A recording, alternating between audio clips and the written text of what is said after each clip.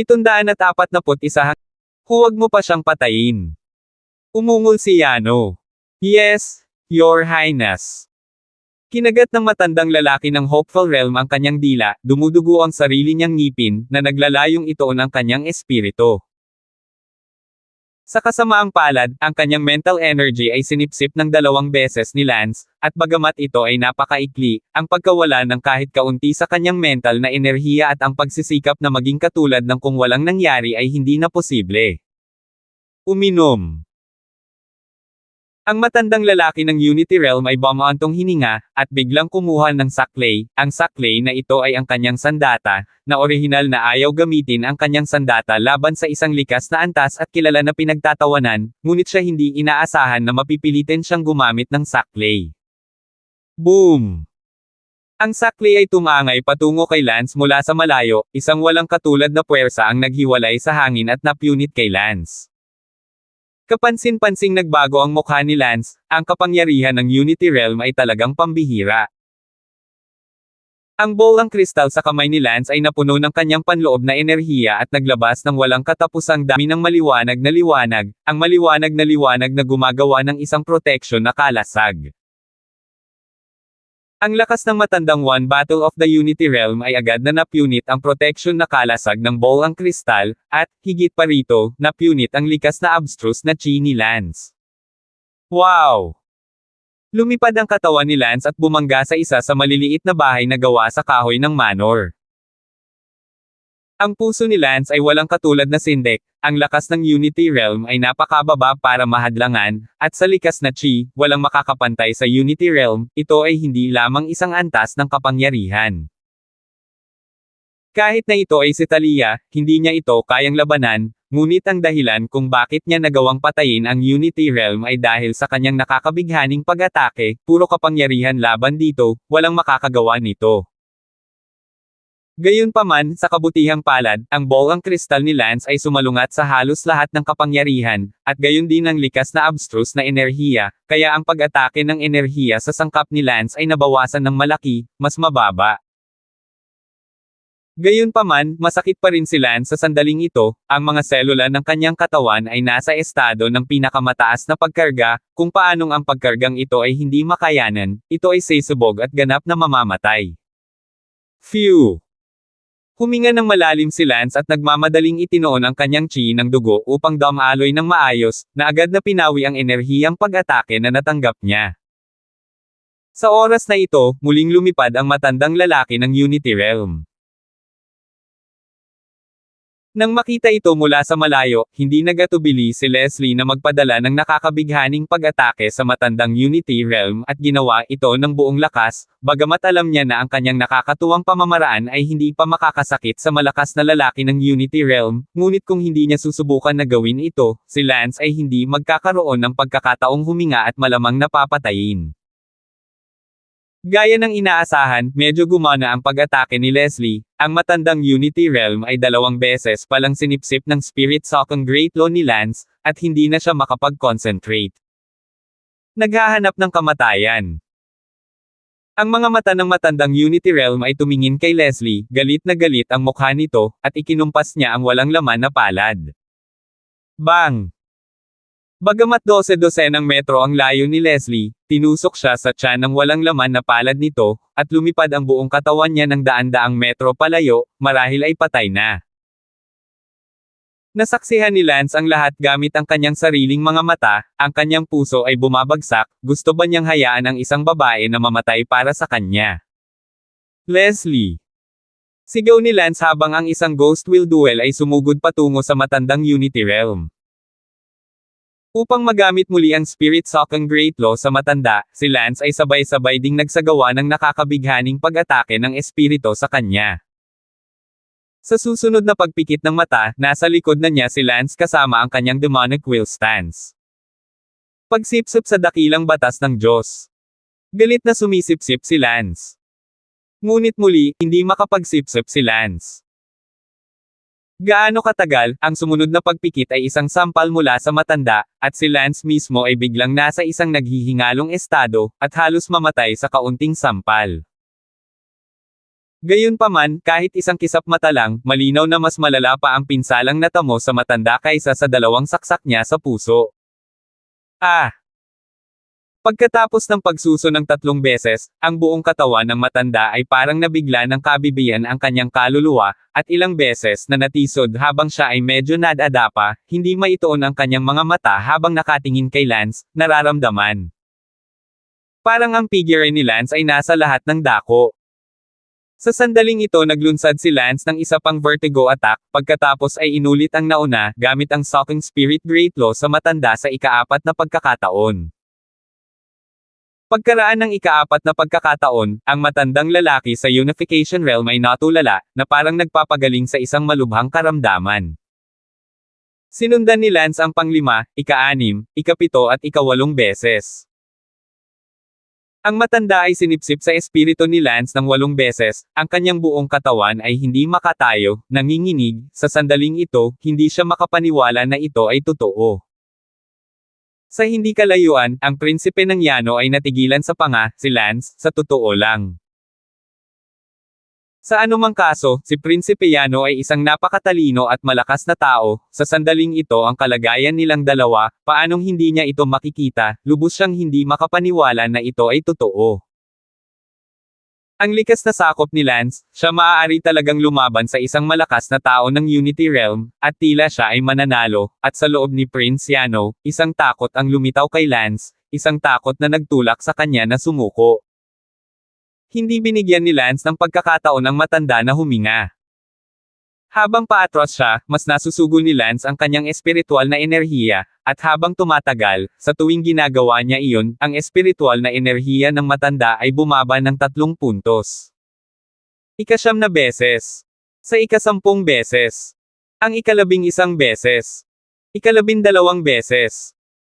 Sa wakas, bumagsak ang buong katawan ng matanda at nakomatos ang lalaki, malamang na mangungunot ang ulo ni Lance kapag sumisipsip siya muli. Ayaw nang sumipsip pa ni Lance, kapag hinayaan niyang matuyo ang kanyang ulo, makikita agad kung anong uri ng pamamaraan ang kanyang ginagamit, ang pag-iiwan ng kaunting enerhiya sa pag-iisip para sa kanya ay hindi siya papatayin, ni ito ay mangungunot. Itaas ang kanyang ulo at magdulot ng hindi kinakailangang gulo. Sa sandaling bumagsak ang matanda, ang katawan ng Yano Prince sa hindi kalayuan ay nanginig ng husto. Ang tingin ni Lance ay nakamandag sa kanya. Ah! Nakita ni Yano ang cannibalistic na tingin ni Lance at napaatras ng ilang hakbang sa takot. Yano! Kinagat ni Lance ang kanyang mga ngipin at umungal. Pakiramdam ni Yano ay talagang takot na takot siya sa nakakatakot na kapangyarihan ni Lance, at nang isigaw ni Lance ang kanyang pangalan, nanlamig ang buong katawan niya. Swoosh! Isang flash si Lance at lumipad patungo kay Prince Yano. Lance, pakiusap, huwag mo akong patayin. Nang inig si Prinsipe Yano, sa sandaling ito, kahit ang kanyang mga gwardya ng Unity Realm ay nahulog, at pagkatapos ay iniisip na si Lance ay walang takot sa kanya, kaya't wala na dahilan para isipin na si Lance ay bibigyan siya ng mukha, at siya ay nataranta at humingi ng awa. Ang kalupitan ni Lance, malalim na ang natutunan niya, tila wala talaga ang prinsipe sa kanyang paningin, nawawala ang epekto ng kanyang pagkakakilanlan, yan. Si Flo ay nagkaroon lamang ng takot. Lance, pakiusap, huwag mo akong patayin, ang iyong Panginoon ay walang pakialam sa mga maliliit na tao, tumigil na tayo dito, hindi na tayo lalabag sa isa't isa, pakiusap. Gulat na sabi ni Yano. Noong una ay gustong lipulin siya ni Lance, ngunit buhay o patay pa si Leslie, wala siya sa mood na mag-antala pa sa Yano na ito. 742. Kung may mangyari kay Leslie, hinding-hindi kita pababayaan. Natarante si Lance at tinungo ang lugar kung saan lumipad si Leslie. Hindi nagtagal ay natagpuan ni Lance si Leslie, at nang matagpuan ni Lance si Leslie, nakita lang niya ang isang matandang lalaki na nagpapagaling kay Leslie. Kumunat ang noo ni Lance, paanong may manggagamot na gumagamot kay Leslie. Ang manggagamot na ito ay halatang napaka-advance, natatakot ako na ang antas ni Lance ay wala sa parehong antas. Senior, how's it going? Abala si Lance sa pagtatanong. Don't talk. Seryoso ang tingin ng matanda. Oh. Nakita ni Lance na parang kontrolado ni Leslie ang kanyang buhay, at ang kanyang puso ay lubos na gumaan, buti na lang at kumilos ang matandang ito, kung hihintayin niya si Lance na umakyat ngayon upang gumaling, maaaring hindi niya ito magawa sa panahon, higit pa, ang antas ni Lance ay tiyak na hindi kasing husay ng matandang ito, si Lance ay isang manggagamot lamang sa ika-10 baitang, at ang matandang ito, kung sasabihin man lang, ay may lakas na 13 o 14 na grado. Makalipas ang halos 10 minuto, tumigil ang matanda. Hindi nagtanong si Lance kung kumusta ang sitwasyon, tutal isa rin siyang healing master, nakikita ng kanyang mga mata na kontrolado na ang buhay ni Leslie, walang panganib sa kanyang buhay, ingatan mo lang ang kanyang mga sugat. Salamat, Senior. Nagpapasalamat na sabi ni Lance. No need to be polite, nagkataon lang na napadaan ako dito at nakita ko siyang malubhang nasugatan, at dahil nagkataon lang, it is fate, I don't care who she is, I'll take action to save her. Sabi ng matanda. Napabuntong hininga din si Lance sa kanyang puso, si Leslie talaga ay isang taong may malaking pagkakataon, kung hindi, paanong nagkataon lang na nasagasaan siya ng isang makapangyarihang manggagamot na dumaan. Dare I ask Senior you are? Tanong ni Lance. My name is Bamboo Yan, by the way. I see the look in your eyes, you seems to know some healer as well. Tanong ng matanda. Hindi ko itatago sa senior, may kilala akong mga manggagamot, pero kung hindi pa kumilos si senior ngayon, siguradong hindi ko na ito may iligtas gamit ang aking kakayahan, at huli na ang lahat, salamat. Senior ka na naman. Oh, binata. Medyo magalang, hindi na kailangang magpasalamat, kailangan kong umalis ng maaga. Isang magalang na palm sa nakatatanda. Nagbigay ng respeto si Lance. Pagkaraan ng ilang hakbang, tumalikod ang matanda at nagtanong, siya nga pala, sabi mo alam mo rin ang ilang healing arts, ilan na ba kayong mga manggagamot? I see you're quite young. Bumalik sa senior, ako ay kasalukuyang isang ika-10 baitang manggagamot. Ano? Ilang taon ka na? 20 taong gulang. 20 taong gulang para umabot ng 10 manggagamot. Ano ang pangalan mo? Hindi ba? Ang pangalan ko ay Lance. Ikaw talaga. Kilala ako ni Senior. Ilang araw na ang nakalipas, nagduel kayo ni Omar sa Heavenly Star Square. Nabalitaan ko na sa murang edad ay nalampasan mo si Omar sa pag-aaral ng mahihirap na sakit, paanong hindi kita maalala, hindi ko akalain na maaalala ko pa. Bumangga ka dito, hahaha. Nako, salamat Senior sa papuri, kailangan ko pang matuto kay Senior. Hindi mo naman kailangan matuto sa akin, hindi naman talaga ako kasing galing mo pagdating sa paggaling ng mahihirap na sakit, siya nga pala, manggagamot ka rin na dalubhasa sa mahihirap na sakit, di ba? Bakit mo pinili? Para magpakadalubhasa sa direksyong ito. Sa ngayon, ang malaking uso sa lipunan ay ang mga manggagamot na nagpapagaling ng mga pinsala, tulad ng batang babae na dumanas lamang ng matinding pinsala na wala siyang kapangyarihan kung hindi siya isang manggagamot ng mga sugat sa labanan, at tulad ng para saang. Mas mababa ang kailangang maging manggagamot sa ika-11 baitang o mas mataas para mailigtas siya. Salamat, Senior. Si Lance ay natakot sa loob, si Leslie ay talagang maswerte, kung hindi dahil sa matandang ito, kung gayon si Lance ay isang 10 grade healing master lamang, tiyak na hindi siya makakaligtas. Leslie ay nasugatan ng isang malakas na tao ng Unity Realm, na nangangahulugan na hindi bababa sa isang 11 grade healer at isang manggagamot na gumamot ng mga sugat sa labanan ay kinakailangan, hindi sa direksyon ng mahihirap na sakit. Hindi sinabi ni Lance magaling siya sa magkabilang direksyon. Lance, eto ang address ko, mag-chat tayo sa ibang pagkakataon. Mabuti. Kinuha ng matanda ang isang business card kay Lance, pagkatapos ay nagmamadaling umalis. Kinuha ni Lance si Leslie at lumipad pabalik sa kanyang tinubuang bayan. Sa sandaling ito, hindi pa umaalis si Prinsipe Yano, at ang isa sa kanyang mga tauhan ay tumakbo sa kanyang tabi upang magulat, kamahalan, si Leslie ay pinananatiling buhay ng isang dumaan na manggagamot, at mukhang hindi siya mamamatay. Phew, buti naman. Kamahalan, ikaw ay isang prinsipe, bakit ka matatakot kay Lance, kaya paano kung patay na si Leslie, ano pa ang silbi ng pagkatakot sa kanya, isang taong dayami. Medyo hindi maintindihan ang nasasakupan na iyon. Ngumuso si Yano, ano ba ang alam mo, itong si Lance, napaka-pervert, pinagsisisihan kong ginugulo ko siya, nasa likas na kaharian lang siya, natalo pa niya ang mga gwardya ng Unity Realm ko, ang ganitong uri ng tao, kung siya ay be an undying enemy, it's too scary. Sabi ni Yano pagkatapos ng ilang sandali ng takot. Kamahalan, ikaw ay isang prinsipe, hindi ba? Prinsipe, para sa isang taong walang pakialam sa mga prinsipe, ang katayuan ko ay walang silbi. At saka, para sa isang taong may tulad na pervert na talento, ang kanyang lakas ay tiyak na higit sa akin sa hinaharap, mas gugustuhin kong huwag mag-provoke ng ganitong uri ng kaaway. Sa sandaling ito, lumipad si Lance kasama si Leslie sa kanyang mga bisig. Nanlamig ang tingin ni Lance nang makita niyang nandito pa rin si Yano. Yano, hinahanap mo ba talaga ang kamatayan? Teka lang, Lance, hindi ako gumagawa ng eksena, gusto ko lang makasigurado na mamamatay si Leslie, nabalitaan kong hindi siya mamamatay, kaya pwede bang tapusin na lang natin ito? Ituloy ang bagay na sinaktan mo ako, mula ngayon, hindi na tayo tatawid sa tubig ng ilog sa balon. Hahaha. Tumawa ng malakas si Lance, hindi sigurado kung ito ay isang sarkastikong tawa o isang bagay na nakakainis.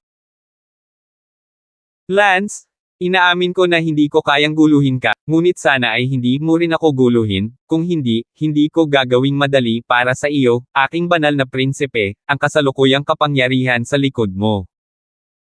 Is something you definitely can't afford to mess with. Syempre, if you're willing to become friends with me as enemies. Roll. Sige. Pagkatapos, paalam. Lumipad si Yano sa gulat nang makita ang galit ni Lance, nakaramdam ng kaunting takot sa loob, hindi na nang ahas na magsalita pa. Si Lance, isang perverted level na tao, kung siya ay nasa North Empire, maaari pa rin siyang umasa sa mga puwersa ng palasyo sa likod niya para lumaban, ngunit dito, hindi siya umutot. Inilagay ni Lance si Leslie sa kama, wala pa rin siyang malay at hindi alam kung kailan siya magigising. Nagulat si Lance na si Yano ang nagkusa na tanggapin ang pagkatalo, akala niya ay hindi titigil si Yano sa pakikipaglaban sa kanya. Sa totoo lang, hindi dahil walang tapang si Yano, ngunit medyo nakakatakot si Lance, kaya ayaw na niyang maging kaaway ni Lance, dahil sa maliit na bagay, hindi sulit na magkaroon ng kaaway na may napakaraming potensyal. Umupo si Lance sa gilid ng kama at hinaplos ang mukha ni Leslie, ngayon lang kung hindi siya nakipaglaban hanggang kamatayan para tulungan at hadlangan ang matandang Unity Realm na iyon sa kapinsalaan ng kanyang sarili, kung gayon hindi magkakaroon si Lance ng isang pagkakataong huminga at papatayin sana ng matandang iyon, kaya utang ni Lance sa kanya ang buhay. 743. Ano ang nangyayari? Bakit pakiramdam ko nasusuka na naman ako? Hindi ba't pinatay ko lang ang Seven Heaven Sea Beast sa ilalim ng dagat at pagkatapos ay lumampas sa ikatlong antas ng innate great perfection? Bakit parang lumulusot ka na naman? Dahil ba, sinipsip ko lang ang matandang iyon mula sa Unity Realm? Hindi naman, sipsipin mo na lang at lumampas, ngayon lang ako nakalusot sa pangatlong level ng Great Perfection wala pang ang 3 oras kapag naulit-ulit ito, magiging peak level na.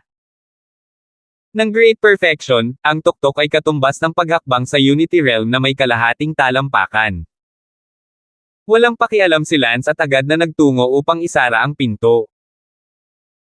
Makalipas ang halos kalahating oras, nakapasok si Lance sa tugatog ng innate great perfection, ibig sabihin, kalahating talampakan na ang tugatog sa Unity Realm, na maabot ang kaharian ng Thalia. Yay! Ang cool niyan! Sigaw ni Lance. Ngayon na siya ay kalahating talampakan sa Unity Realm, kung gayon ang kanyang lakas ay tataas ng husto, at kung siya ay lalaban sa matandang lalaki mula sa Unity Realm ngayon lang, kung gayon si Lance ay hindi kailanman magiging kasing hirap niya ngayon. Ngayong naabot ko na ang rurok ng innate great perfection, susubukan kong sanayin muli ang hypnotic song at tingnan kung makakarating ako sa ika-10 antas. Sabi ni Lance sa loob, pagkatapos ay agad na nagsimulang magsanay. Wala pang isang oras, nasanay na si Lance sa ika-10 antas ng Oyayi. Oo, ang ika-10 antas, ang ika-10 antas ng Oyayi na na-practice ko, nangangahulugan ito na naabot ko na ang ika-12 baitang ng mesmerism. 12 baitang mesmerist, katumbas ng isang malakas na tao ng Unity Realm sa wakas ay kaya ko na. Talunin ng isang malakas na tao sa unang bahagi ng unang antas ng Unity Realm. Si Lance ay natuwa sa loob, ang kanyang kasalukuyang lakas ay umabot na sa antas ng Thalia noong panahong iyon. Sa oras na iyon, ang Thalia ay kalahating talampakan din sa Unity Realm, at pagkatapos ay umasa sa mesmerism upang talunin ang ilang Unity Realm na iyon. Ngayon, magagawa rin ito ni Lance. Sa makatuwid, sa parehong peak level ng innate perfection, kung ano ang magagawa ng Thalia, magagawa rin ni Lance. Sa sandaling ito, sa bahay ni Prince Yano. Kamahalan, nagising na si Senior Hilin. Sa wakas nagising na ang walang kwentang bagay na ito. Hindi nagtagal, ang matandang iyon mula sa Unity Realm ay lumapit sa katawan ni Prinsipe Yano, mukhang mahina. Ibigay mo ang iyong paggalang sa kanyang kamahalan. Hilin? Masyado mo akong binaygo, isa kang malakas na tao sa unang antas ng early Unity Realm, ang bantay ng aking Prinsipe Yano, pero sa totoo lang, isa kang walang kwentang matanda. Lalaki. Nakangiting sabi ni Yano. Your Highness, ako nga. Sige, lumabas ka na, ayaw na kitang makita. Kamahalan, mangyaring bigyan ng matandang ministro ng isa pang pagkakataon. A chance. Ano pang opportunity ang gusto mo? Kamahalan, hindi ako kumbinsido na si Lance ay tiyak na gumawa ng isang uri ng mobile phone, kung hindi, hinding-hindi ito magiging posible, mangyaring bigyan ako ng isa pang pagkakataon, tiyak na papatayin ko siya. Hindi na kailangan, nakipagkasundo na kami ni Lance, hindi nakakasakit ng tubig sa ilog ang tubig ng balon, damn it, prinsipe ako, pero sa totoo lang nag-request ako ng ganyan sa isang taong dayami, nakakahiya. Yano ay galit na galit. Kamahalan, mangyaring bigyan ng matandang ministro ng isa pang pagkakataon.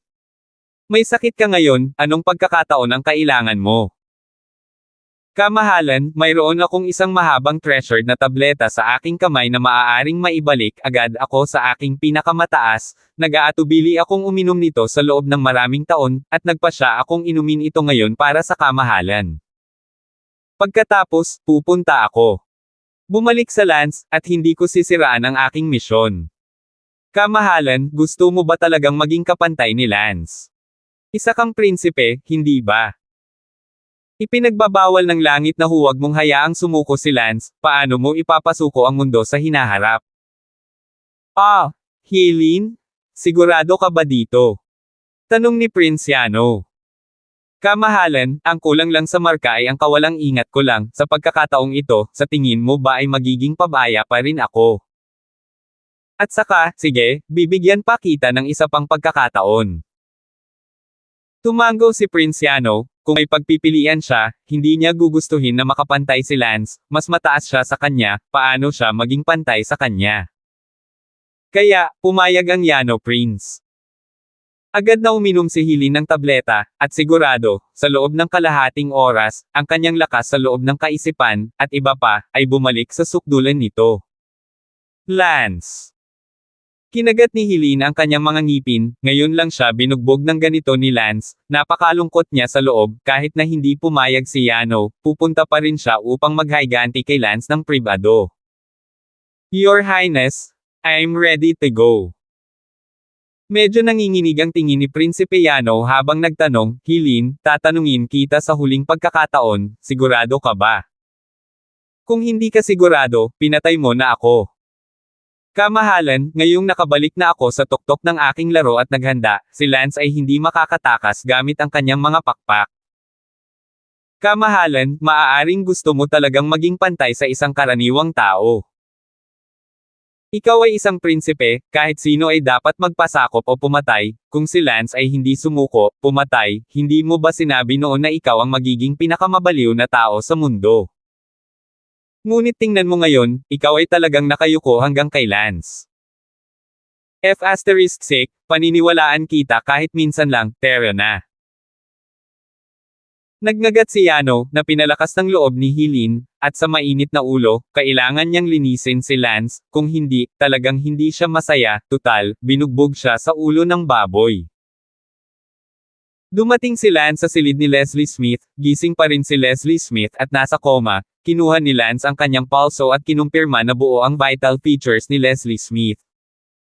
Sa sandaling ito, may sumigaw mula sa labas, Lance, lumabas ka rito.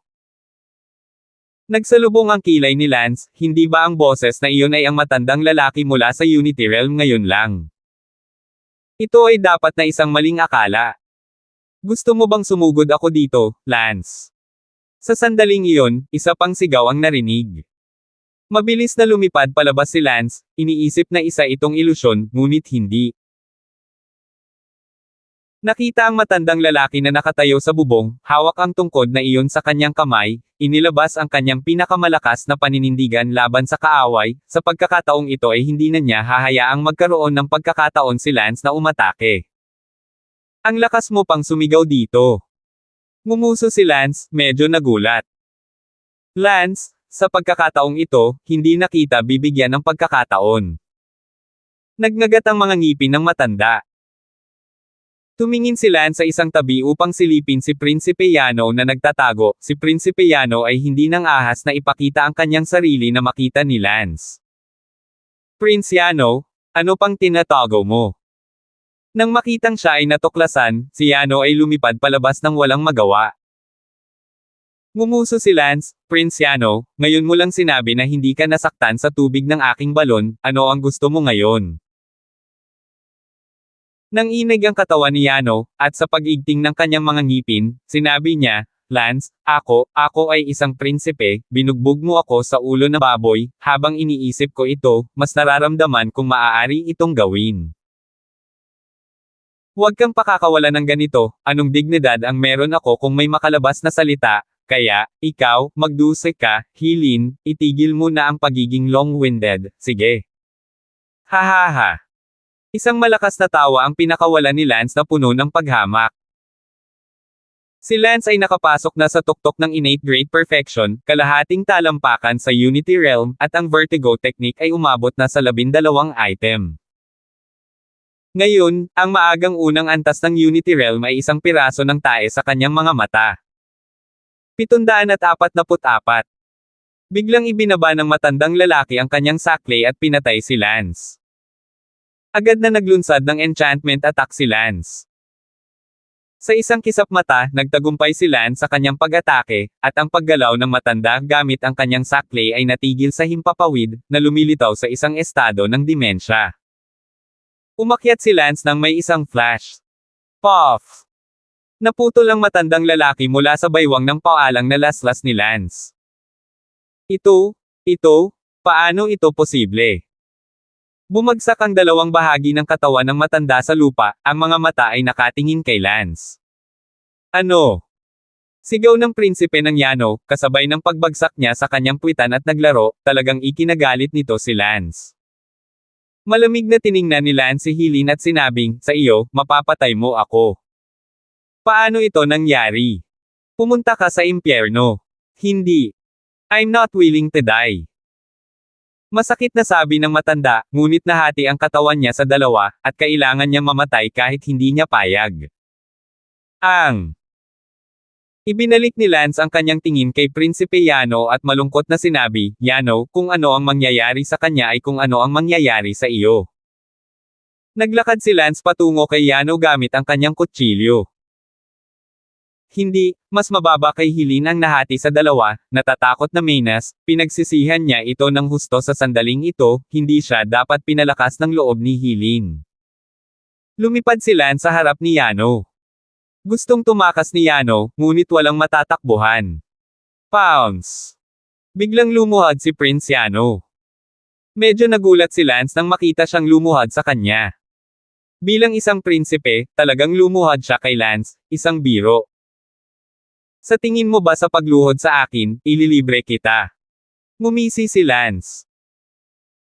Senior Lance, nakikiusap ako sa iyo, bigyan mo pa ako ng isang pagkakataon, huwag mo akong patayin, makikinig ako sa iyo mula ngayon, hayaan mo akong maging kapatid mo kahit na, pakiusap, huwag mo akong patayin. Hahaha, sa tingin mo, maniniwala pa ba ako sa mga sinasabi mo? May daan papunta sa langit at hindi mo dadalhin, pero walang pintuan sa impyerno. Kanina ka lang hindi nakinig sa akin, tapos ngayon nagpipilit ka. Babalik upang hanapin ang kamatayan, kaya hahayaan kitang makuha ito. Nilock ni Lance Saberchi si Yano at itinaas ang kanyang kutsilyo. Huwag, kuya, si kuya ang nasa itaas, mangyaring tanggapin ang pagsamba sa nakababatang kapatid. Sa gulat, ibinigay ni Yano kay Lance ang bus ni kuya. Ang laslas na talim ni Lance ay natigil sa himpapawid. Natatakot na yumuko si Yano at sinabing, Kuya, sa buhay na ito ang aking kuya, palaging aking kuya, mangyaring tanggapin muli ang pagsamba ng aking nakababatang kapatid. Yano, alam mo ba kung ano ang ginagawa mo? Nakalimutan mo na ba kung sino ka? Sabi ni Lance na may kasamang pag-iinis. Kuya, kahit ano pa ang katayuan ko, palagi akong magiging maliit na kapatid ng prinsipe mo, kung kailangan kong magdagdag ng tagal ng panahon, sana ay 10,000 taon. Napayuko si Yano at sinabi. Hahaha. Isang malakas na tawa ang pinakawalan ni Lance. Kuya, pumunta ka sa lugar ni Little Brother para sa hapunan ngayong gabi, ang maraming tauhan ni Little Brother, ay naghanda ng napakasarap na alak at pagkain para sa iyo, sana ay matupad ni kuya ang iyong hiling. Inilapat ni Lance ang kanyang kutsilyo sa leeg ni Yano at umungol, huwag kang kumilos sa harap ko, naniniwala akong puputulan ko ang iyong ulo gamit ang isang kutsilyo, ang ginagawa mo ngayon ay pinipigilan lang ang oras. Sa kasamaang palad, wala kang silbi na mag-stall ng mas mahabang oras, ang pagkakaiba lang ng mabuhay ng ilang minuto at mabuhay ng ilang minuto. Kuya, hindi ako nagpapanggap, taos puso ako, talagang sinasamba ko si kuya, tanggapin mo ang tuhod ni kuya. Sa sandaling ito, ang boses ni Leslie ay dumating, Lance, anong nangyari? Hindi alam ni Leslie kung kailan siya nagising, lumabas ng silid at tumayo sa looban. Si Yano ay lumipad patungong Leslie sa takot, lumuhod at yumuko, iginagalang ko ang aking hipag. Anong ginagawa mo, Prinsipe Yano? Nagulat si Leslie. Hipag, magmakaawa ka sa iyong hipag na makiusap para sa iyong nakababatang kapatid, gusto akong patayin ni kuya. Yumuko si Yano. Tumingin si Leslie kay Lance, kahit na hindi niya lubos na naiintindihan ang nangyayari, nakiusap pa rin siya kay Lance, Lance, patawarin mo siya kahit minsan. Natarante rin si Yano at sinabi kay Lance, Kuya, tanggapin mo ang kapatid, pakikinggan ni kuya ang lahat mula ngayon. Saglit na nag-alinlangan si Lance at sinabing, mabuti, Yano, pagkatapos ay ililibre kita ng 1 beses, mula ngayon, ikaw ay magiging aking nakababatang kapatid, kailangan kong sumaludaw kapag nakita kita, naririnig mo ba ako? Oo, kuya. Scram! Natarante si Yanro at gumulong-gulong, habang naglalakad siya palayo, sinipa niya si Hilin na ang katawan ay nabasag sa 2 piraso sa mukha at nagmura, anak ng puta, pinatay mo ako, pumunta ka sa impyerno. Leslie, kamusta? Ayos lang ako, anong nangyari doon? Itinuro ni Leslie si Hilin, na nahati sa 2 ang katawan. Mahabang kwento, mamaya ko na to sasabihin, haharapin ko muna itong matandang aswang. Lumapit si Lance sa matandang multo, nahati ang katawan nito sa 2 piraso, na pinaghiwalay ng ilang metro. Malungkot na tiningnan ng matanda si Lance. Siyempre hindi siya madaling mamatay, aabutin ng ilang araw o mas matagal pa bago siya mamatay, tutal, isa siyang malakas na tao ng Unity Realm. Itinaas ni Lance ang kanyang kutsilyo at sinabing, puputulin ko ba ang iyong ulo, o hatiin kita sa kalahati? Ayoko pang mamatay, Lance, bigyan mo ako ng pagkakataong mabuhay, okay? Pakiusap ng matanda. Hahaha, ayaw mamatay ni Prinsipe Yano, kaya niya akong lumuhad at tawagin akong kuya, paano ka? Ni hindi ka nga makuluhad, pero naglakas loob kang humingi ng pagkakataong mabuhay. Ngumisi si Lance. Please, nahirapan akong mag-cultivate sa Unity Realm, ayoko talagang mamatay. Maraming tao ang ayaw mamatay. Pakiusap, kuya, kuya. Angal ng matanda. Yuyu, kuya din ang tawag mo sa akin, nambola mo talaga ako Lance. Kuya please lang kuya habang buhay payag akong maging kapatid mo, hindi ako katulad ng prinsipe ng Yano, baka hindi siya totoo kapag sinabi niyang siya ang iyong kapatid, pero kapag sinabi kong nakababatang kapatid, dapat ako ay isang nakababatang kapatid. Kuya, kuya, kuya. Ngumuso si Lance, I'm not been a big brother for years. Su. Malungkot na sigaw ng matanda. Nakita ng mga mata ni Leslie ang awa at sinabing, Lance, bakit hindi mo siya patawarin, lahat sila ay mula sa North Empire. Kahit ilibre ko siya, nahati sa dalawa ang katawan niya, kahit mabuhay siya, lumpo pa rin siya. Sabi ni Leslie, sa iyong healing technique, tiyak na matutulungan mo siyang maibalik ang kanyang katawan, sa paraang iyon ay makaka-recover siya, kahit papaano, siya ay isang malakas na Unity Realm, nakakalungkot na mamatay, kung siya talaga. Gusto mong maging nakababatang kapatid mo, pagkatapos ay iligtas mo siya. Ang matanda ay abala sa pagsasabing, Kuya, mangyaring iligtas ang iyong nakababatang kapatid, Kuya. Pinag-isipan ito ni Lance, tama ang sinabi, kahit papaano, sayang ang mamatay, mas mabuting manatili, ang matandang multo na ito ay iba kay Yano, maaaring itakwil ni Yano sa likod niya, ngunit wala siyang kakayahang tanggihan. Fine. Then I will save you. Buhay mo ang binigay ko. After that, you will be my little brother for life. If you dare to betray me, pumatay. Oo, kuya. Kinailangan ni Lance ng 2 oras upang wakasan ang matandang multo, sa kabutihang palad siya ay isang malakas na tao, ang kanyang autoimmunity at lahat ng iyon ay hindi kapani-pani walang malakas, at hindi iyon gagana para sa isang ordinaryong tao. 745. Iniwan ni Lance Damon ang matandang multo na nakahiga pa rin sa kama at tumalikod, iniwan siyang dahan-daang gumaling. Well, tanong ni Leslie. Okay lang, Leslie, magpahinga ka na. Wala na akong pahinga, mabilis gumaling ang katawan ko, ang lakas talaga ng healing technique mo. Umiling si Lance, hindi ako ang nagligtas sa iyo, hindi ka pa kayang iligtas ng aking healing technique. Ang iyong pinsala ay dulot ng isang malakas na practitioner ng Unity Realm, kahit isang 11th grade healer ay kailangang makapagpagaling. Ito ay isang manggagamot na nagngangalang Bamboo Curtain na nagkataong dumaan upang iligtas ka, Leslie, hindi ka papatay sa ganito, tila ang iyong kinabukasan ay hindi mahuhulaan. Ah! Sige, kailangan ko ring magpahinga ng mabuti, katatapos ko lang ng 7-day underwater adventure, sobrang pagod na ako. Manam. Bumalik si Lance sa kanyang silid at natulog ng mahimbing sa kalahating araw at isang gabi, ang kanyang pagod na espiritu ay tuluyang napahinga. Kinaumagahan, bumangon si Lance at tumingin kay Helene, gising din siya, ngunit hindi pa siya makabangon, tutal, ang katawan niya ang naputol at nagkadugtong, hindi ganoon kabilas nakabawi para magawa. Para umakyat. Kuya, nandito ka na. Nakita ni Helene si Lance na pumasok sa kwarto at abala sa pagsasabi. Binigyan siya ni Lance ng physical check-up. Maganda ang recovery. Salamat, kuya. Helene? Ikaw ay nagmula sa Yano, ngunit ngayon na ikaw ay naging aking nakababatang kapatid, paano mo ipapaliwanag kay Yano sa hinaharap? No need to account for it, even he's your little brother, di ba? Sige. Si Lance ay lumabas ng silid at dumiretso sa Yano Princess Manor, itong batang ito, tingnan natin kung hindi niya tinatanggihan ngayon. Hoy, nasaan ang lalaki? Natagpuan ni Lance na walang laman ang manor ni Prince Yano. Nagtanong-tanong si Lance at nalaman niyang umalis si Prince Yano ng madaling araw, nabalitaan niyang naghahanda na siyang bumalik sa bansa.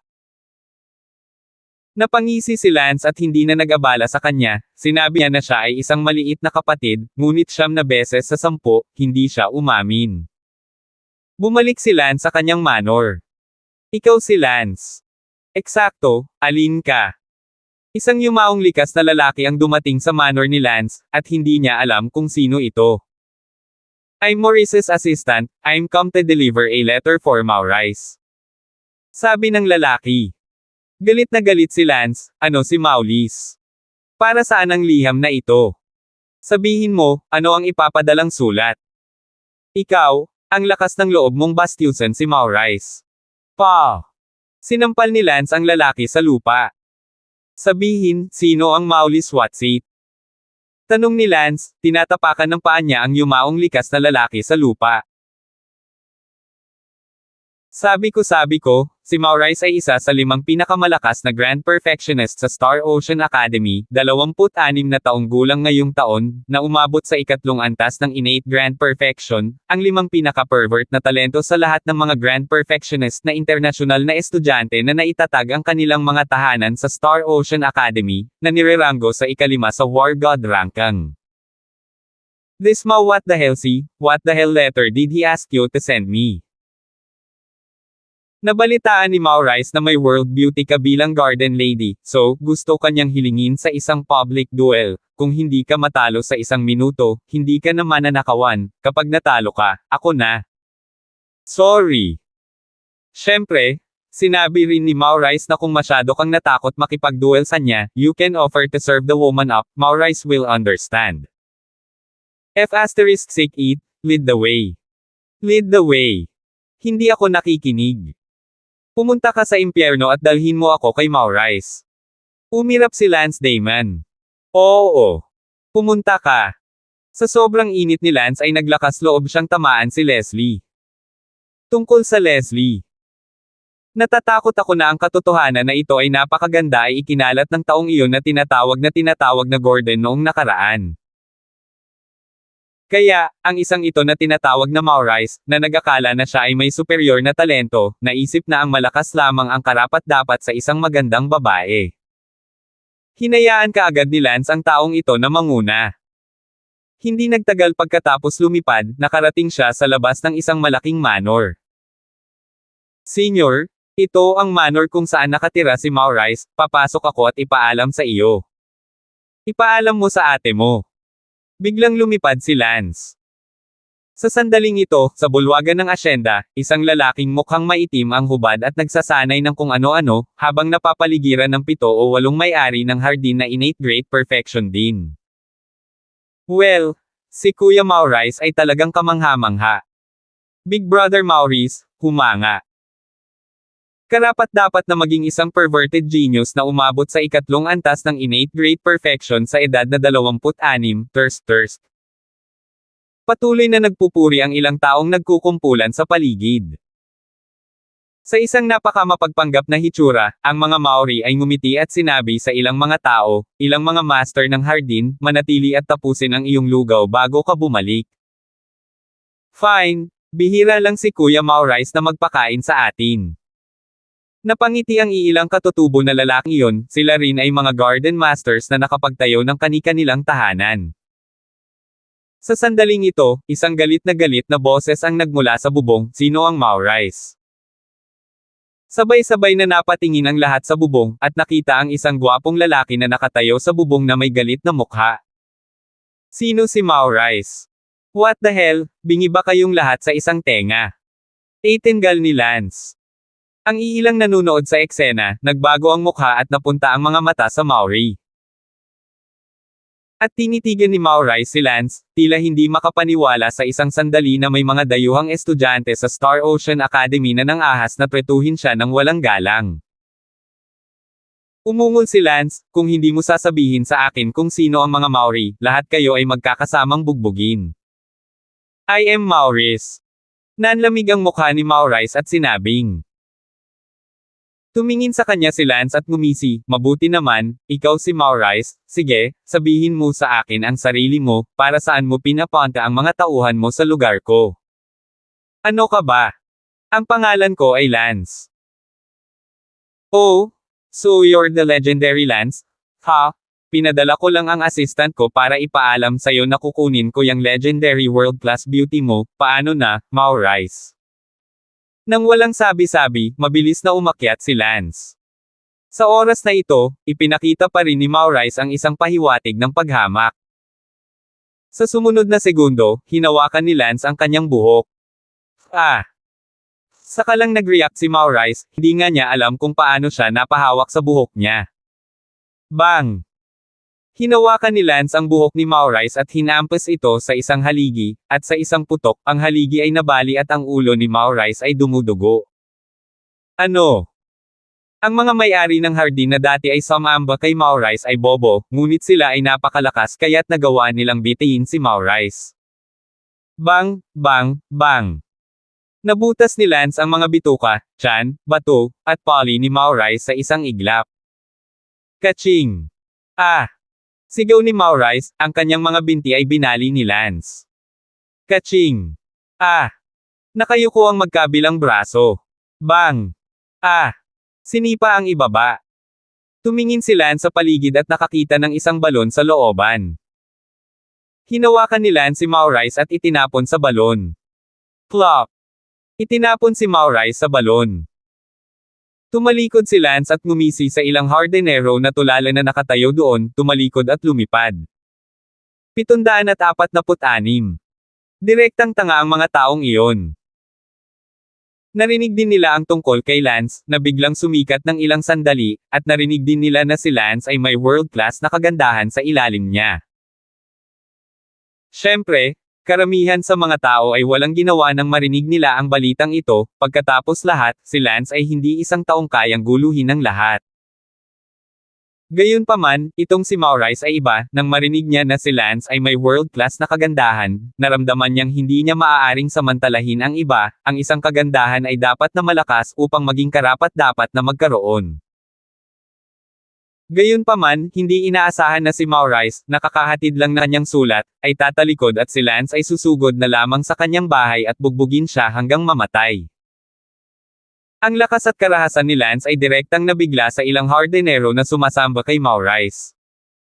Tumagal ng ilang minuto bago sila makapag-react matapos lumipad si Lance. Bilis, dali, pumunta ka at tingnan kung kumusta si Maurice. Ang ilan sa kanila ay nagagawan sa balon at lumipad sa balon upang kunin si Maurice. Oh my God, kalahating buhay pa lang si Maurice, gumawa ka ng paraan para mailigtas siya.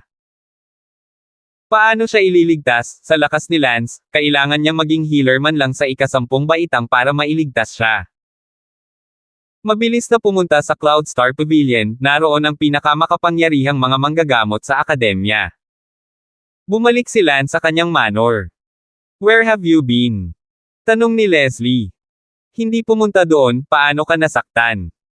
Well, it's better again today. By the way, I forgot to ask you, gumanda na ba ulit ang lakas mo? Tama, ngayon ay mas malakas na ako, hindi mas mahina kaysa kay Talia, nalampasan ko na ang tugatog ng innate perfection, at nasanay ko na ang vertigo technique hanggang sa ika-10 antas. Ah! Kaya, ang unang antas ng Early Unity Realm, o kahit na ang pangalawang antas, ay malamang na hindi mapakinabangan ang anumang bentahe sa aking mga kamay. Sige, Leslie, magpahinga ka ng mabuti, at kapag nakapagpahinga ka na, malapit na tayong umalis. Umalis saan? Aalis sa Star Ocean Academy, o iba pang mga plano. Makalipas ang kalahating oras, sa maliit na patio ng manor ni Lance, si Lance ay may hawak na espada sa isang kamay at isang espada sa kabilang kamay. Si Lance ay nagsasanay ng martial arts. Ano man ang mangyari, hinding-hindi makakalimutang magsanay ng martial arts, at gaano man kataas ang kaharian, kailangan nito ng martial arts para suportahan ito. Saber at espada magkasama. Boom! Naglaslas si Lance, at naputol ang kanal sa lupa.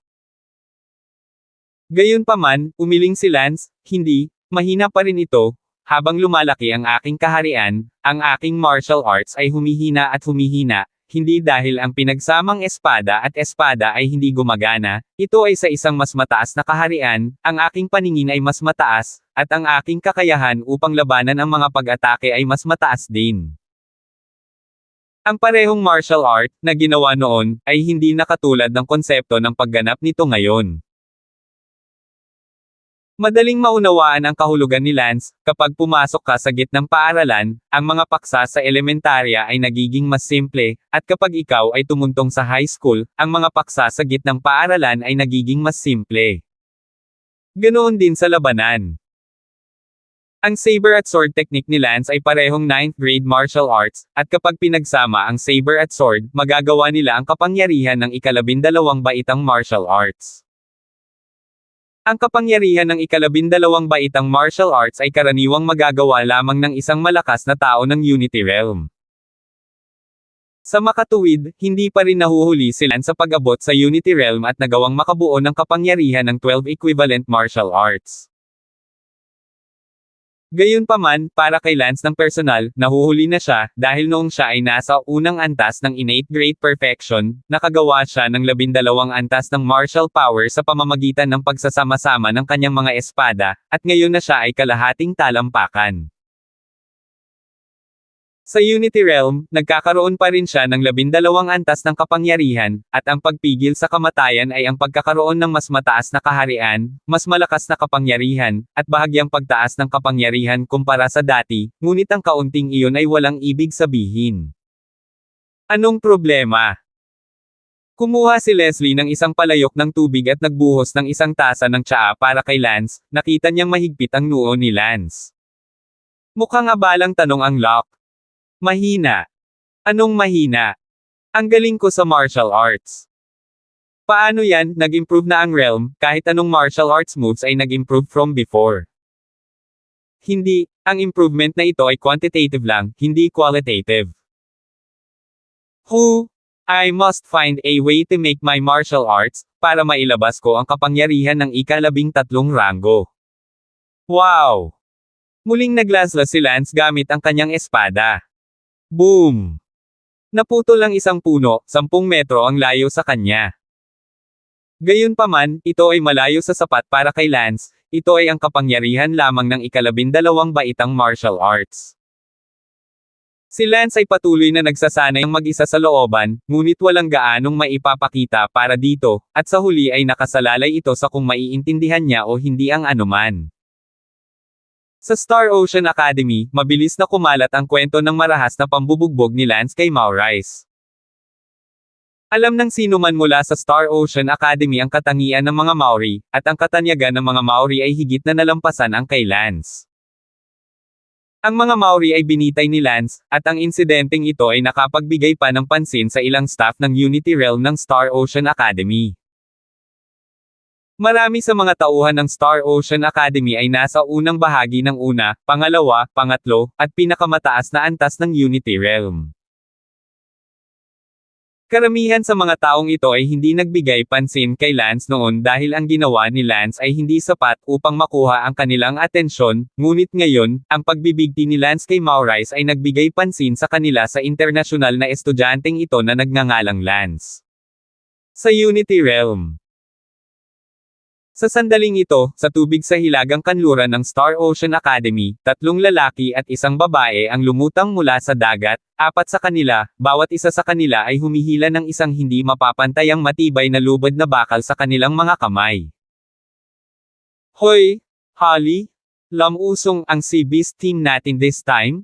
Inabot ng 7 araw, pagod na tayo, gusto mo bang pumunta sa pwesto ko gabi-gabi at humanap ng 2 sisiw para harpy? Isang lalaking may kasama.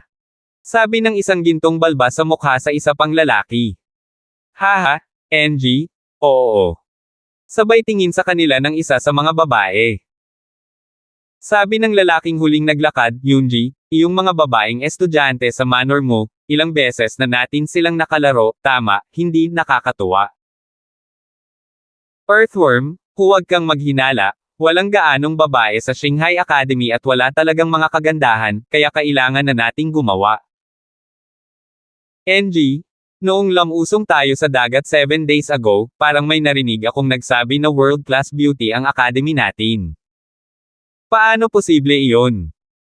Talaga, narinig ko ang mga taong iyon na nagsabi na ang world-class na kagandahang ito ay nasa kamay ng Lance na iyon. Lance.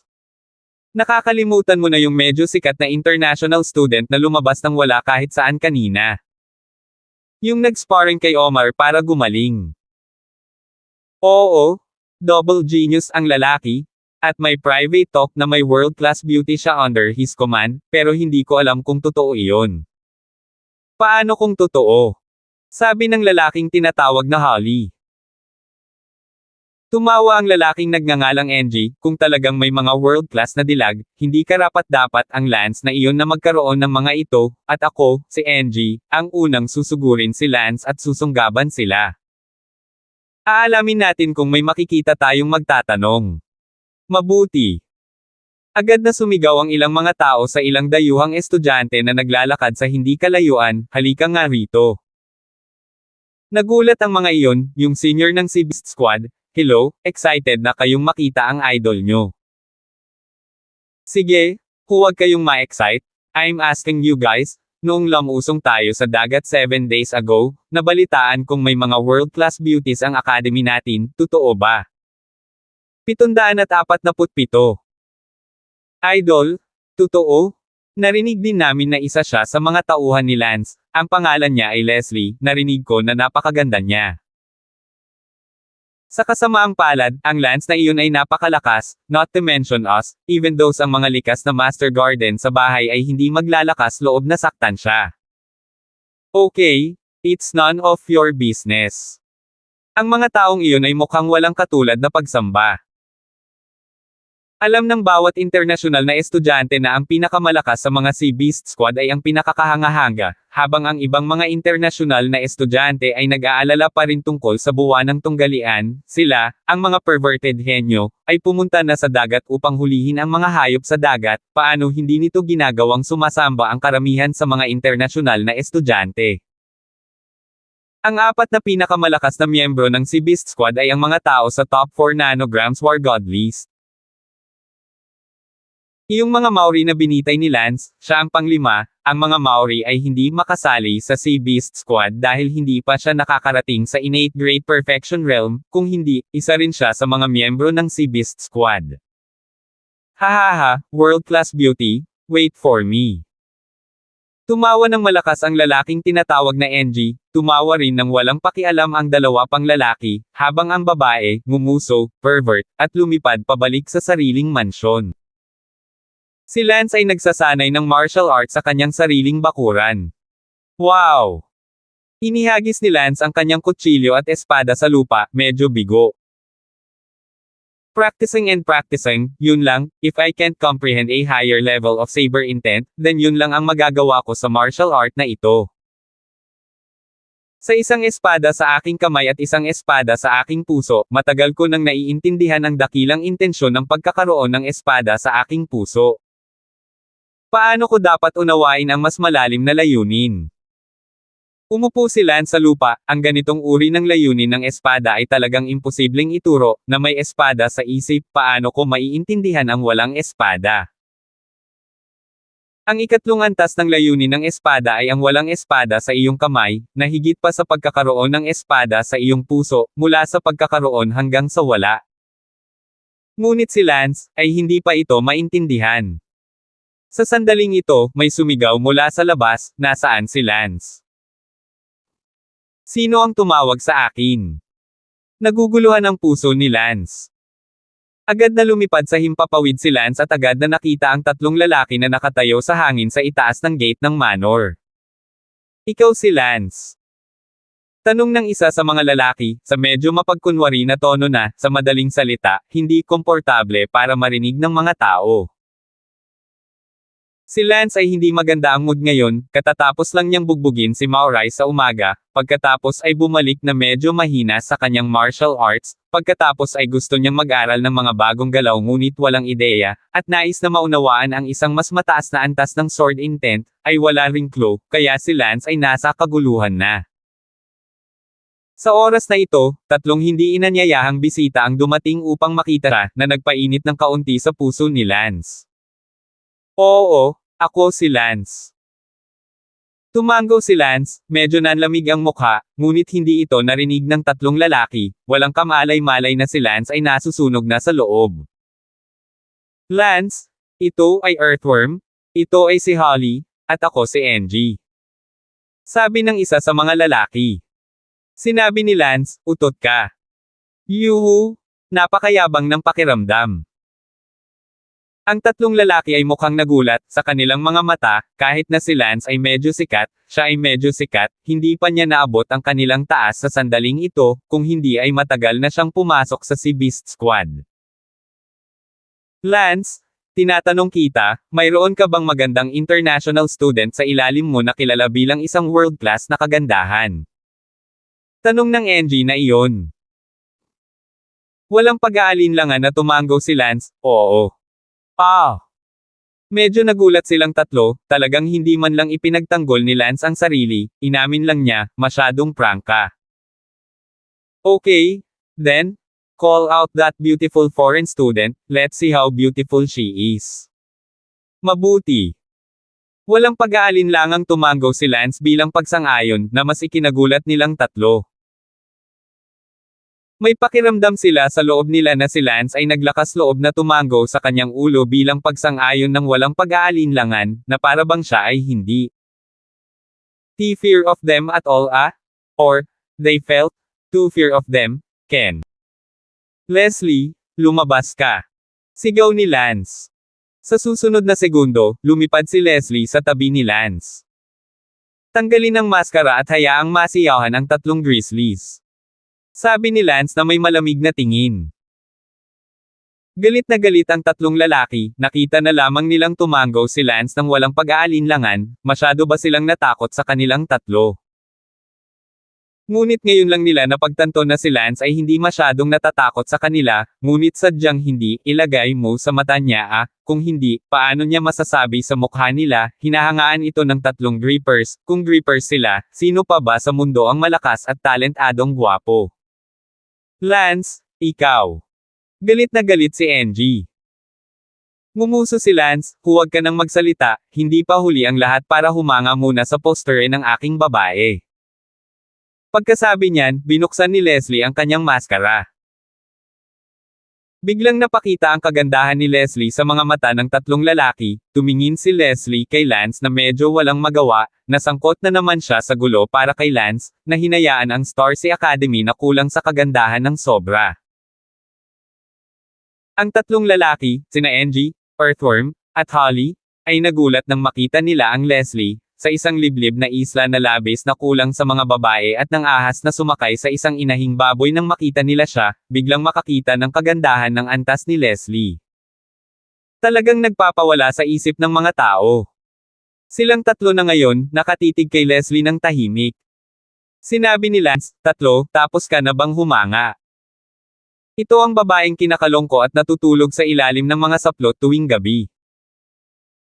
Si Angie ang unang nagsabi, Lance, wala kang karapatan sa ganoong kagandang babae, kung alam mo ang gagawin, dapat alam mo ang gagawin.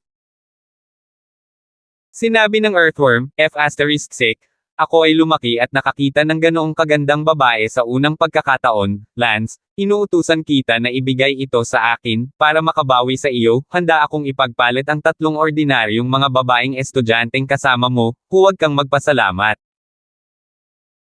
Lumunok din si Holly, Lance, miyembro tayo ng Sea Beast Squad, madalas tayong nabubuhay at namamatay sa ilalim ng dagat, magagandang babae, deserve natin silang tangkilikin, hindi mo pa sila deserve.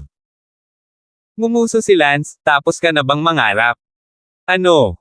Lance, gusto mo bang lumaban?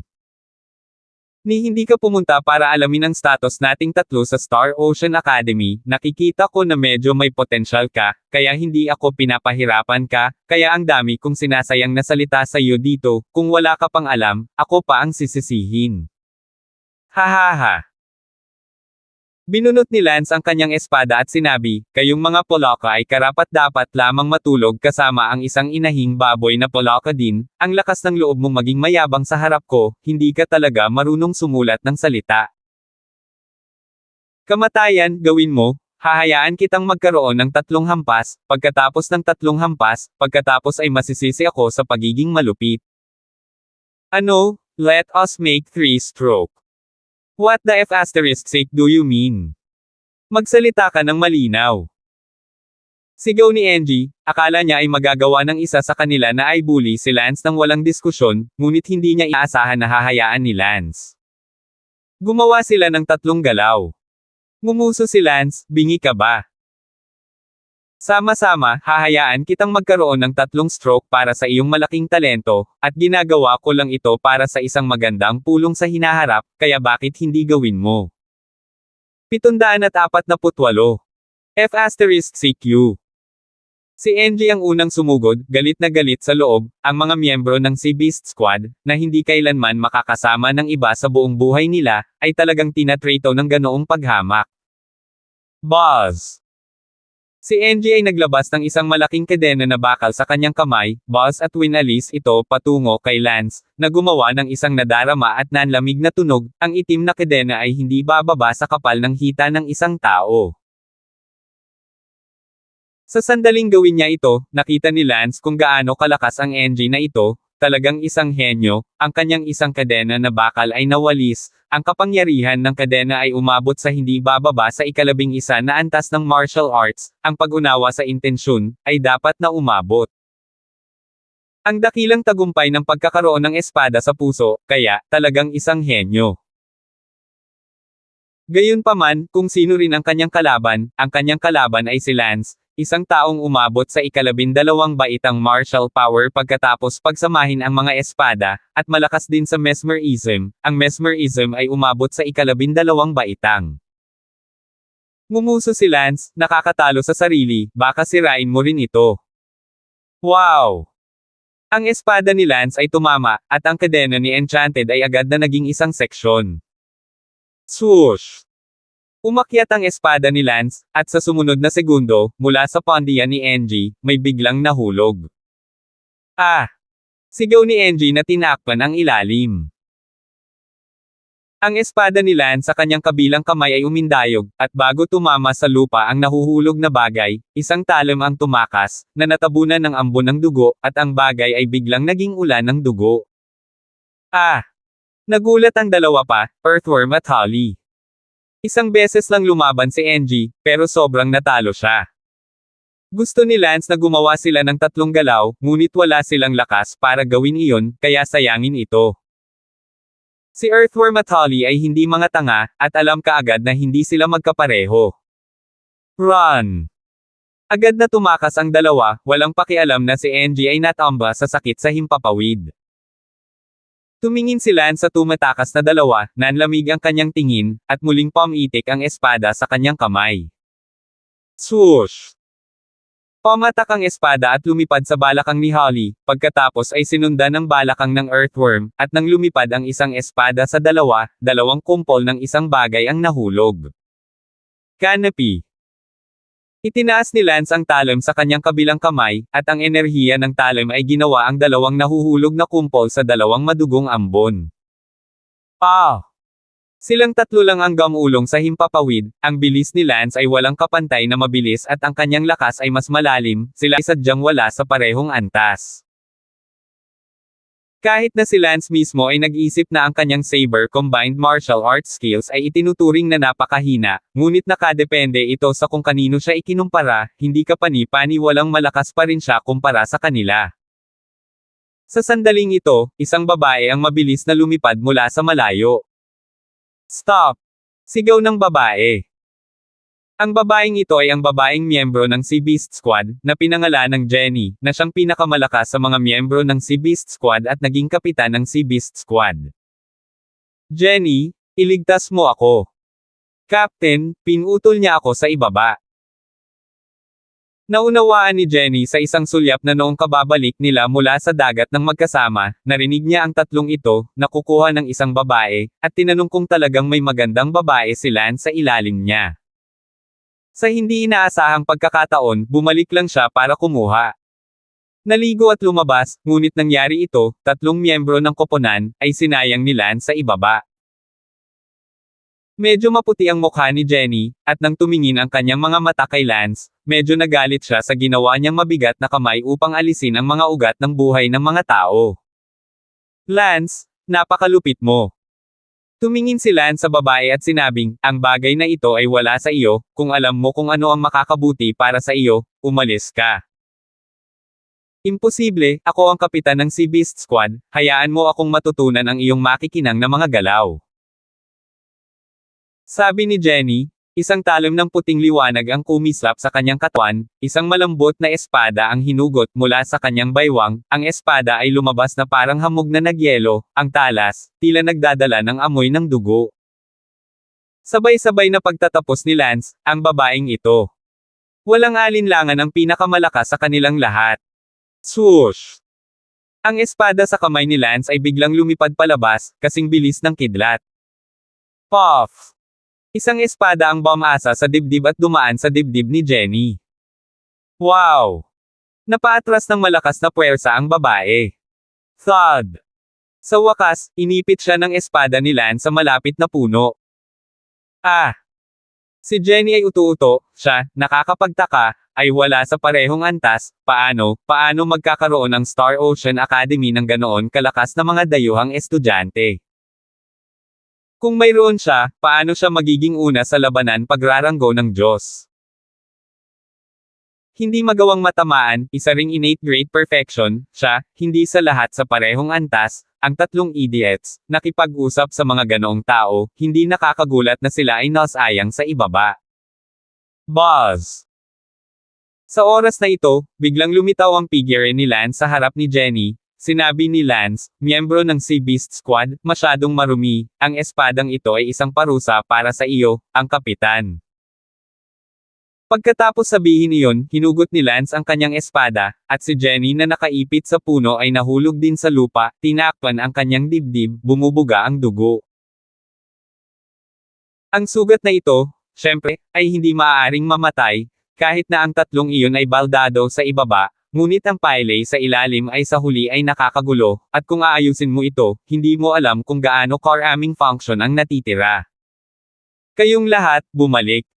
Sigaw ni Jenny sa 3 taong iyon. Hindi nagtagal, nawala silang 4 sa mansyon ni Lance. Lumipad si Leslie sa tabi ni Lance at abalang sinabi, Lance, masyado kang natatakot. Oo. Mukhang napakabangis mo ngayon, hindi ka man lang nagpakita ng awa sa kanila. Malakas man ako o nabully ako sa kanila, kailangan ko bang magpakita ng awa? Bakit parang baliw silang lahat kapag nakita nila ako? Starfish Academy, kung gaano kalaki ang kakulangan ng mga kababaihan dito, hindi mo malalaman, ang mga internasyonal na estudyante na nabubuhay sa ilalim ng Bar Isles, wala silang mga babae, nanggagahasa ng mga inahing baboy sa kakahuyan. Hindi ko alam.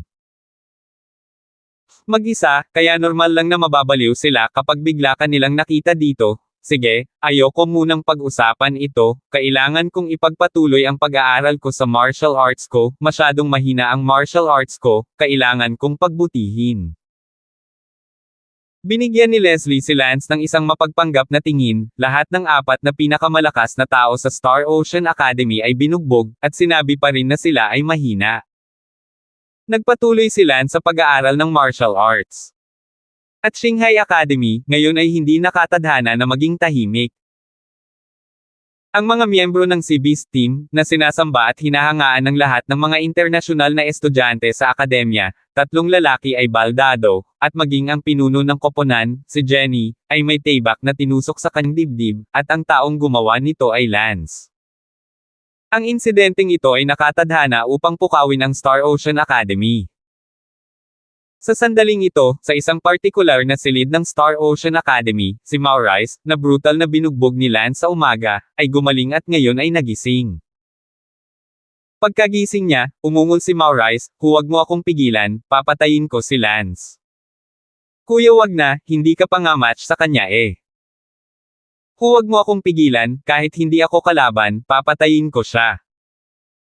Sa sandaling iyon, tumakbo ang isang lalaki mula sa labas at sumigaw, Kuya, grabe, may malaking nangyari. Kahit anong malaking bagay ang nangyari, walang silbi, papatayin ko si Lance. Kuya, narinig ko lang ang balita, sinubukan ng mga miyembro ng Sea Beast Team, Earthworm, Holly, at Angie, na nakawin ang babae ni Lance, at napilayan sila ni Lance sa ibaba, at maging ang pinuno ng koponan, si Jenny, ay nakuha. Isang tibak sa kanyang dibdib. Ako. Si Maurice, nakakasigaw lang na papatayin niya si Lance, ay nagtakip ng kanyang kumot at mukhang gagaling siya sa kanyang mga sugat. 749. Walang espada sa kamay. Walang espada. Kung may espada, paanong walang espada? Mas mabuting walang espada kaysa magkaroon ng espada. Mukhang naiintindihan ko na ang pagkakaroon ng espada sa kamay ay ang pakiramdam ng espada at ang kamay ay nagiging isa, at kapag umabot sa mas mataas na antas, ang kamay ang espada at ang espada ay ang kamay. Ako ay naipit sa ideya na ang espada ay magagamit lamang gamit ang espada at ang espada ay magagamit lamang sa espada, paano ito makakarating sa estado ng pagiging walang espada? Upang tunay na maabot ang kawalan ng espada sa kamay, hindi na kailangang makilala sa pagitan ng isang taybak o taybak, anumang sandata ay taybak, at lahat ng sandata ay mga espada lamang. Biglang umupo si Lance sa sahig, kinuha ang espadang iyon gamit ang casual na pag-indayog, at sa isang malakas na tunog, ang hangin ay nakompres. Hahaha, ang aking layunin sa espada ay napunta sa ibang antas, umabot sa antas ng pagpasok ng walang espada sa aking kamay. Ngayon, hindi ko na kailangang gumamit ng dalawang sandata upang pagsamahin ang aking mga espada, isa sa aking mga espada, o isa sa aking mga kutsilyo, ay sapat na upang maisiguro ang kombinasyon sa parehong oras. Pagkatapos sabihin iyon, iwinagayway ni Lance ang kanyang kamay, ang espada sa kanyang kamay ng sabay-sabay, ginawa niya ang Killing God Saber Technique at ang Descending Dragon Sword Technique, ang dalawang martial arts ng pagsasama-sama ng isang espada, at ang dalawa. Ang martial arts ng pagsasama-sama ng bawat kaliwa at kanang kamay ay nakagawa na ng isang husay na paglukso, at hindi lamang ang kapangyarihan ay umabot sa isang husay na pagtaas, ngunit ito rin ay nag-save ng maraming enerhiya sa pag-iisip. Ang sword power ni Lance mula sa swing na ito ngayon ay umabot na sa kapangyarihan ng isang 13 gradong martial art. Karaniwan, ang isang malakas na tao lamang na ang kaharian ay umabot sa gitna ng Unity Realm ang makakagawa ng 13 Prince Martial Art. Si Lance, sa kabilang banda, ay nagawa na ito ngayon. Sa lakas ng martial art na ito, natakot si Lance na ang una at ikalawang antas ng Early Unity Realm ay hindi na magkaribal, at kahit ang ikatlong antas ay maaaring hindi nanalo kay Lance, na nasa tuktok ng Early Unity Realm. Maaaring lumaban. Ang kaharian ni Lance ay hindi pa ganap na nakapasok sa Unity Realm, ngunit ang kanyang lakas, gayunpaman, ay maaaring makipaglaban sa buong Early Unity Realm sa isang labanan. Si Lance sa sandaling ito ay parang gustong makahanap ng isang eksperto na makakalaban. Lance. Pumasok si Leslie mula sa labas. Ano ito? Sa wakas natapos mo na rin ang research mo, ha? Isang araw at 2 gabi na. Sabi ni Leslie. Ano? 2 araw at gabi. Oo, 1 araw at 2 gabi kang nakaupo dito, hindi kumikibo, natatakot akong tawagan ka. Kinilabutan si Lance, pakiramdam niya kanina pa siya nag-aaral dito, ngunit sinabi ni Leslie na 1 araw at 2 gabi na. Anong problema? Tanong ni Lance. Siyempre may nangyari, sinira mo ang buhay ng 3 tao mula sa Sea Beast Squad noong nakaraang araw, at natalo mo rin ang kapitan ng Sea Beast Squad na si Jenny, sa isang galaw, na nagpagulo na sa buong Star Ocean Academy. 3 tao na ang dugo ay iyong napilayan, ay dinmande kanila sa Heavenly Star Pavilion, at ang Heavenly Star Pavilion ay nagpadala ng ilang grupo ng mga tao para ipatawag ka, ngunit nakita kong may naiintindihan ka, kaya hindi na kita inistorbo. Oh, kung ganoon, pumunta tayo sa Celestial Star Pavilion. Agad na pumunta si Lance sa Celestial Star Pavilion, hawak lamang ang isang espada sa kanyang kamay. Si Leslie ay abala sa pagpapaalala, nakalimutan mong kunin ang iyong espada. Sinabi ni Lance, hindi na kailangang kunin, ang aking espada ay ang aking espada. Og! Hindi mo maiintindihan. Lumipad si Lance papunta sa Celestial Star Pavilion. Nang dumating si Lance sa Heavenly Star Pavilion, natagpuan niya ang maraming internasyonal na estudyante na nakapaligid sa pavilion, at nang makita niyang lumitaw si Lance, tumakbo palabas ang mga internasyonal na estudyanteng iyon at tumingin kay Lance na may sambahin na mga mata. Ministro. Dahil hindi makasamba, tinalo ni Lance ang buong Sea Beast Squad ng mag-isa. Lumipad si Lance papunta sa Heavenly Star Pavilion. Lance, sa wakas ay dumating ka na, buong araw kitang hinihintay. Ang master ng Heavenly Star Pavilion, sabi ni Wanderlust, si Wanderlust ay tumingin kay Lance nang may pagkamangha, bagaman hindi pa umabot sa kanyang level si Lance, ngunit sa talentong ipinakita ni Lance, sandali na lang. Oo, nandito ako, sino ang nagdemanda sa akin? Sabi ni Lance. Makikita mo para sa iyong sarili. Ibinaling ni Lance ang kanyang ulo upang makita na sina Engie, Holly, at Earthworm, na ang dugo ay napilayan niya noong nakaraang araw, ay nakatayo sa gilid na may galit sa kanilang mga mata, nakatingin kay Lance, at may kasama silang isang lalaki mula sa unang antas ng Early Unity Realm, na galit ding nakatingin kay Lance. Sino ka? Ang mga mata ni Lance ay nasa lalaking ito sa mga unang yugto ng Unity Realm, na hindi kilala ni Lance. Lance, kapatid ako ni Holly, Hobbs. Nakanganga na sabi ng lalaki. Oh, kapatid ni Holly. Bahagyang tumango si Lance, hindi nagpakita ng anumang kaduwagan ang kanyang mukha, dahil, sa unang antas ng Early Unity Realm, hindi na ito pinansin ni Lance. Ang kasalukuyang Lance ay ganap na walang takot noong una at ikalawang antas ng Early Unity Realm. Ang ikatlong layer ay hindi rin dapat katakutin, at kahit na, sa tuktok ng Early Unity Realm, mayroon siyang kapangyarihan na lumaban. Sa makatuwid, sa mga mata ni Lance, ang kapatid ni Holly si Hobbs ay isang mahina, paano ipapakita ni Lance ang duwag sa isang mahina? Ang Heavenly Star Pavilion's Wanderer ay binibigyang pansin ang mukha ni Lance, at nang makita niyang si Lance ay hindi nagpakita ng anumang kaduwagan sa mukha ng kapatid ni Holly, isang malakas na tao ng Unity Realm, hindi niya maiwasang makaramdam ng kaunti. Nalilito. Kuya, patayin mo siya para sa akin. Itinuro ni Wooly si Lance at sumigaw. Ngumuso ng masama si Lance. Sinira ni Lance ang buhay ng kapatid ni Hobbs at kumikilos pa rin siya ng mayabang at walang takot sa ngayon.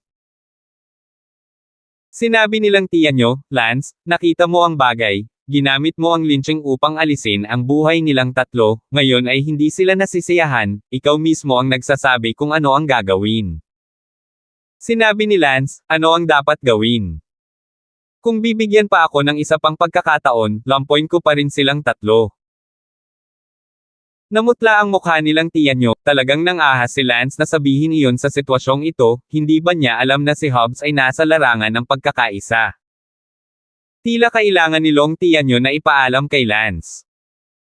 Agad na sinabi ni Long tiyan nyo, Lance, na, hayaan mong ipakilala ko sa iyo itong si Hobbs, dati siyang internasyonal na estudyante sa Star Ocean Academy, ngunit hindi siya umalis hanggang sa tumuntong siya sa Unity Realm, at ngayon ay isang staff. Miyembro ng akademya. Sa madaling salita, itong Hobbs, sa ngayon, ay isang malakas na miyembro ng Unity Realm. Naisip ni Wanderlust na hindi alam ni Lance ang lakas ni Hobbs at galit siya dahil siya ay ignorante. Gayunpaman, ngumiti si Lance, Senior Long tiyan nyo, hindi mo na kailangang ipaalala sa akin lalo na, tiyak kong nakikita na siya ay nasa Unity Realm, at alam ko rin na siya ay nasa Unity Realm, ang unang yugto, at ang unang antas.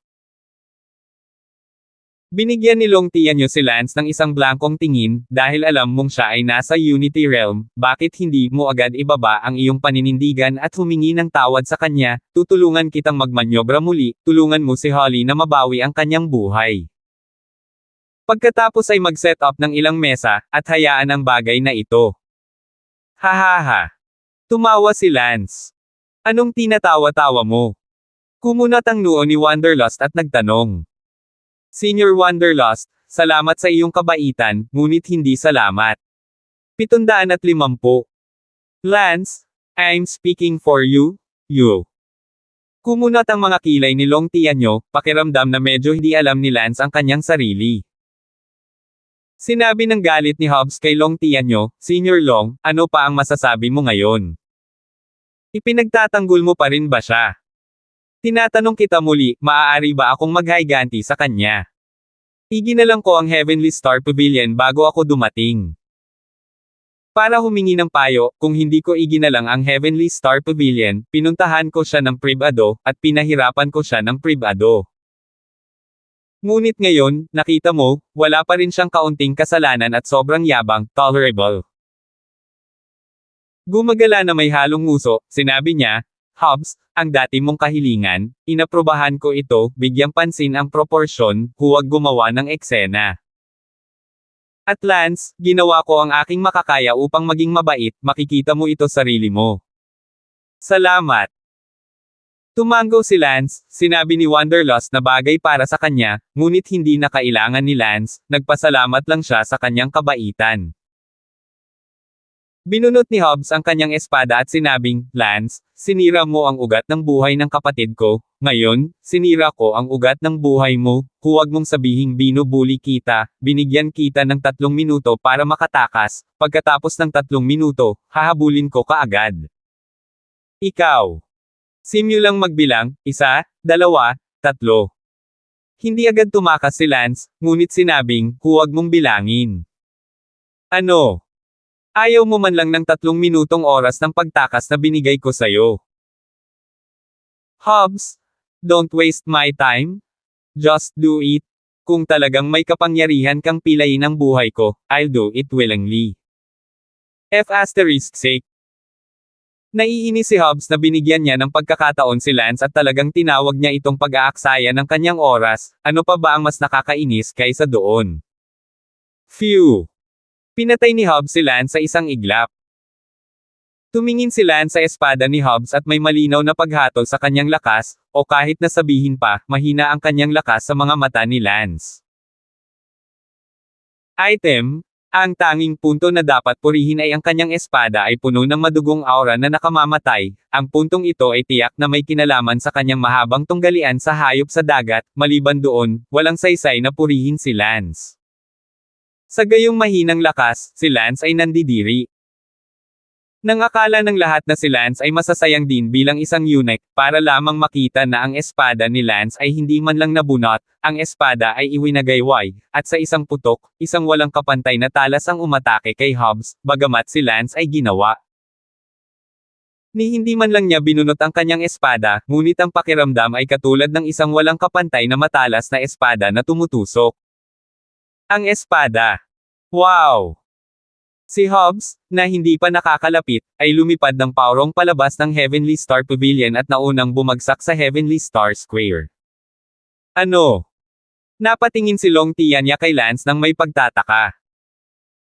Lumipad si Lance palabas ng Celestial Star Pavilion sa isang kisap mata at tumayo sa ibabaw ng Celestial Star Square, nakatingin sa ibaba kay Hobbs na napadpad sa lupa. Bumangon si Hobbs mula sa lupa. Swoosh! Sa susunod na sandali, itinutok ni Lance ang kanyang espada kay Hobbs, at biglang, naramdaman ni Hobbs ang kanyang buong katawan na nanlamig. Si Lance ay halatang hindi pa nakakarating sa Unity Realm, ngunit ito ay naging sanhi ng kanyang pakiramdam ng malamig na yelo. Silang Tianyo at ang iba ay abala din sa paglipad palabas, silang Tianyo ay tumingin sa likod ni Lance na may pagtataka, at biglang naramdaman na ang likod ni Lance ay hindi maarok. Kuya! Sigaw ni Holly. Sinabi ni Hobbs, Lance, ipinapayo ko sa iyo na huwag gumawa ng anuman, ito ang Heavenly Star Pavilion. Tinanggal ni Lance ang kanyang espada at ngumuso, Hobbs, sa tingin mo ba ay papatayin kita? Mali, hindi kita papatayin, dahil napakababa ng kalaban ko para maging interesado akong patayin ka. Itinuturo ko ang espada ko sayo, at gusto ko lang sabihin na lumabas ka na. Brr! Kinagat ni Hobbs ang kanyang mga ngipin, nakaramdam ng hiya, binyantaan niya si Lance na huwag gagawa ng anumang bagay ng walang ingat, ngunit hindi niya inaasahan na sasabihin ni Lance na masyadong mababa ang kanyang kalaban, hindi man lang siya interesadong patayin siya. Nararamdaman ni Hobbs na siya ay binubugbog dahil sa pagtaas ng kanyang katayuan, siya ay masyadong nahihiya sa mga mata ni Lance upang maging interesado na patayin siya. Lance, count you out. Ungol ni Hobbs, pumipihit at lumipad palayo. Kuya! Sigaw ng kapatid ni Hobbs na si Holly. Kanina lang siya naging vocal tungkol sa paghihiganti, at bigla na lang nawala ang usok. Tumingin pabalik si Lance sa dalawa pa, sina Enzi at Earthworm, at sinabing, ngayon alam mo na, ito ang pinakamagandang regalo na hindi ko kayo napatay noong araw na iyon. Si Enzi at Earthworm ay parehong nanginginig, si Lance ay segendahan pa nga ang kapatid ni Holly, sila at si Lance, hindi lamang sila ay hindi sa parehong antas, sila ay hindi sa parehong antas sa lahat. Lance ay napakalakas, ang pagtanggal sa kanila ay isa na regalo, kung hindi, patayin mo na lang sila. Roll! Si Enzi at Earthworm ay parehong lumipad sa isang sandali ng abo. Tumingin si Long Tianya kay Lance na parang hindi niya ito nakilala. Wala pang isang buwan, si Lance ay talagang lumaki ng napakabilis na mahirap makita, at ang hindi maipaliwanag na lakas na iyon at ang kahangahangang presensya na tumitingin sa mundo ay medyo natakot siyang tawagin ang kanyang sarili na senior sa harap ni Lance. Talagang tinalo ni Lance ang isang maagang Unification Realm powerhouse, na parang isang mito sa puso ng mga internasyonal na estudyante. Sa hindi kalayuan, dalawang mid-Unity Realm powerhouses ay tahimik na tumingin kay Lance, ito ay si Igor at ang kanyang asawa. Igor, itong Kuya Lance mo ay talagang malalim, mukhang hindi pa siya nakakatuntong sa Unity Realm, pero vulnerable pa siya sa hubs ng Unity Realm. Sabi ng asawa ni Igor na si Megan. Tumango si Igor, oo, laking gulat ko nang makita ko siya ngayon, sandali pa lang mula nang makita ko siya, pero malaki ang pinagbago niya. Naaalala mo ba noong sinabi ko sa iyo noon na alam ni Lance ang Socom Power Technique? That time, naramdaman kong unpredictable ang future ni Brother Lance, kaya maaga akong nakipag-ayos sa kanya, pero ngayon parang may uso talaga. Kung gayon, yayain natin siya sa hapunan ngayong gabi. Katulad ng naisip ko. Sa Heavenly Star Plaza, lumipad si Wanderlust sa harap ni Lance. Kuya Lance, ginulat mo talaga ako. Sobrang papuri si Senior Long, babalik muna ako kung maayos na ang lahat. Si Lance ay mukhang aalis na. May gustong sabihin si Long Tianyo, ngunit hindi niya ginawa, pinapanood si Lance na lumipad palayo. Hindi alam nilang Tianyo kung ano ang iisipin sa loob. Ano ang iniisip mo? Lumipad si Igor sa tabi ni Wanderlust at nakangiting nagtanong. Igor, nakita mo kung ano ang ginawa ni Lance kanina, tama? Tama. Ano nga ba ang pinanggalingan ni Lance, isang distrito sa tuktok ng innate great perfection, natalo niya si Hobbs sa maagang yugto ng Unity Realm, alinman, nagtataglay siya ng kamanghamanghang talento o, nagtataglay siya ng mga kamanghamanghang paraan. Sinabi ni Igor, si Lance ay mayroon pareho, hindi mo ba nakikita? Ngayon lang na kumilos si Lance, ang momentum na iyon, malinaw na ang kanyang pag-unawa sa layunin ng espada ay umabot sa punto kung saan wala siyang espada sa kanyang kamay, at bagamat hindi ko siya nakitang nagsagawa ng kanyang martial arts, sigurado ako na ang kanyang martial arts ay hindi bababa sa lakas ng 13 baitang.